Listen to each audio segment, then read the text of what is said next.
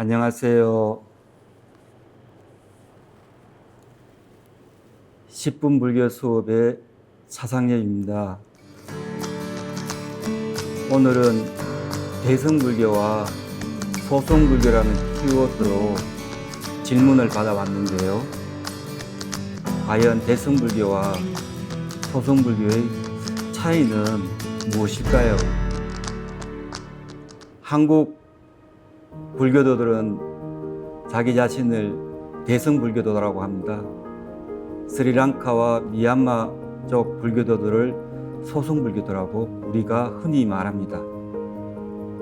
그런데 실질적으로 이 대승불교와 소승불교의 차이는 그러한가요? 우리가 자주 대승불교, 소승불교, 소승불교라고 말하는데 과연 그 차이가 무엇일까요? 궁금하신 분들도 많이들 계실 것 같습니다. 당나라 때 삼장법사인 의정스님이 인도와 동남아시아를 순례하고 쓴 남의 비긴의 법전이라는 책이 있습니다. 그 책에 아주 흥미로운 내용들이 있습니다. 대승과 소승이 유래이에 나누어지지 않고 한결같이 모두 사성제를 닦는다고 합니다.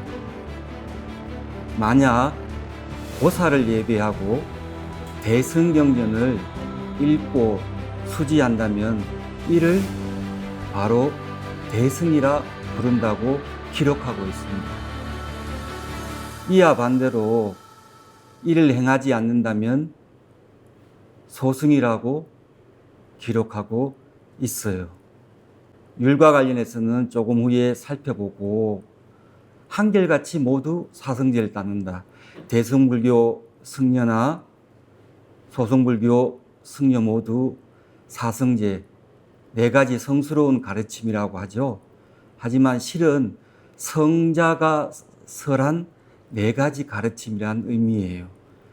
이때 성자는 바로 고타마 붓다, 우리 불교의 개조이시죠. 보살을 예배하고 대승경전을 읽고 수지하는 일을 대승이라 부른다. 이 내용이 정확하게 대승불교도에 대한 정의로 우리가 기억해야 할 것입니다. 대승불교에서는 다양한 보살을 이야기하고 있습니다. 문수사리보살, 관세음보살, 치장보살, 대승불교의 이러한 대표적인 보살을 예배하고 공양하고 그 상을 숭배한다면 바로 대승불교도라고 할 수 있겠죠. 그리고 팔천송 반야경 등 최초기 반야경 대통의 경전이나 십지경, 법화경 등을 바로 이러한 대승경전을 붓다의 가르침이고 바로 붓다의 말씀이라고 수용하는 불교가 바로 대승불교라고 할 수 있다고 의정스님은 말씀하고 계십니다. 즉 대승경전을 붓다의 말씀 가르침으로 불설로 받아들이고 수용하고 신봉하는 불교가 바로 대승불교라고 할 수 있다는 거죠. 대승경전이야말로 역사적인 석가모니 부처님의 참된 의미를 담아두고 있는 그런 진리가 표명되어 있다고 하는 대승경전 지상주의 입장이 생기는 겁니다. 그래서 이 대승경전은 수지하고 독송하고 봉행하고 필사하는 그런 의미를 더욱더 강조하고 있습니다. 대승불교에서는 역사적인 석가모니 붓다의 성문 제자로서 아라한을 추구하는 것이 아닙니다.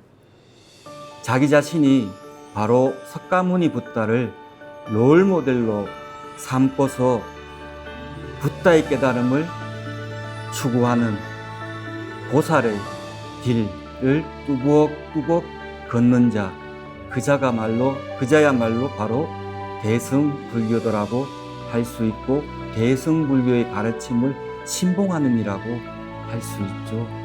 가없는 보살의 서원과 깨달음을 추구하는 마음이라고 하는 이 보리심을 묵묵히 추구하고 수행하는 이, 그 이가 바로 대승불교에서 표방하는 가장 이상적인 이 보살이라고 합니다. 보살의 실천행을 말하고 있는 것이죠. 그러면서 철학적으로는 자성이 없다라고 하는 고유한 성질이나 본질이 따로 없다라고 집착하지 않는 그런 무자성, 공성, 무지착의 가르침을 따르는 자를 바로 대승불교의 철학적인 가르침을 추구하는 자가 대승불교도라고 할 수 있죠.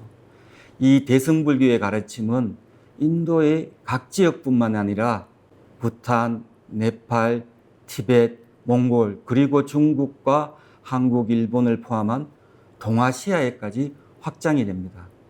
그리고 동남아시아에서도 스리랑카 같은 지역에는 대승불교의 흔적이 남아있고 앙코르와트 지역에도 이런 동남아시아 지역에 대승불교의 가르침이 전파되었답니다. 그렇기 때문에 단순하게 남쪽으로 전한 불교가 소승불교라고 규정할 수는 없는 것이죠. 앞부분에 대승과 소승은 율이 나누어지지 않는다고 하였습니다. 이 말은 무슨 의미일까요? 8세기에 활동한 샨티데바라고 하는 아주 유명한 대승불교 시인이자 보살인 분이 계셨습니다. 그분은 날란다 대학교에서 수학을 하였습니다. 그런데 흥미로운 점은 대중부 계통의 승려였을 거라고 추정을 합니다. 중간학파의 개조인 용수보살도 그리고 중간학파를 강력하게 천명한 짠드라끼리띠도 티베트 불교에서 제2의 붓다라고 불리우는 아티시아 존자도 바로 대중부 승리였다고 추정을 하고 있어요. 이 말은 무슨 말이냐?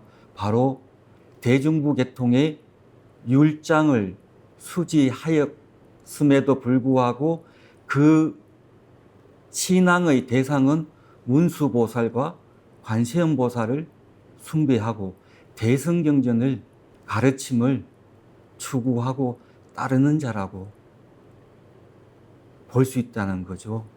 대승경전을 숭배하고 문수보살을 신앙하는 이가 바로 샨티데바였습니다.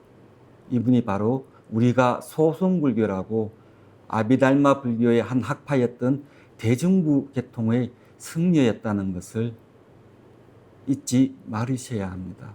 그렇다면은 대승불교도와 소승불교도는 서로 갈등하고 반목하고 그런 사이였을까요?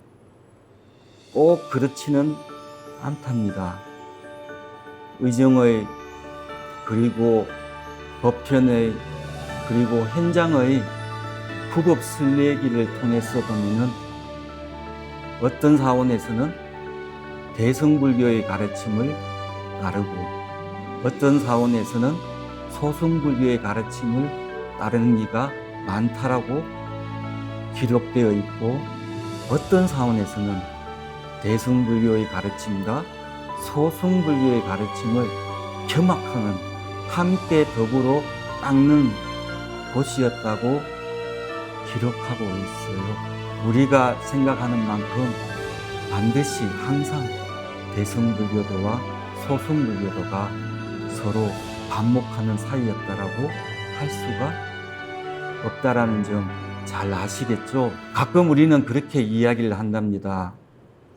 저희는 스리랑카와 미얀마에서 공부해서 성복의 색깔이 달라 그 지역 출신이기 때문에 소승불교를 신봉하는 이라고, 지금 살펴본 바에 의하면은 성복의 색깔이나 어디 출신이 소승불교로 정의하는 그런 개념이 아니라는 것을 확실하게 알 수 있어요.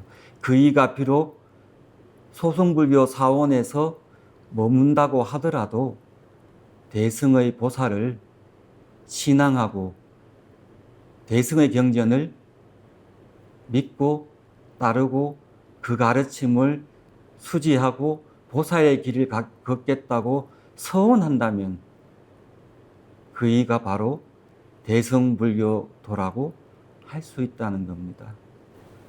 다시 한번 결론적으로 말하자면 대승불교, 소승불교로 나누는 것은 그 계율의 어느 전통을 이어받느냐라든지 어느 국가 출신이라든지 승복의 색깔이 어떠냐가 아니라 팔천송 반야경, 십지경 등 대승의 경전을 신앙하고 받아들이고 그 사상을 숭배하고 따르고, 그리고 문수보살, 관세음보살과 같은 대승보살을 신앙하는 이가 바로 대승불교도라고 정의할 수 있다는 거죠. 자, 오늘은 대승불교와 소승불교의 차이를 무엇인가에 대한 질문에 대해 해답을 전해드렸습니다.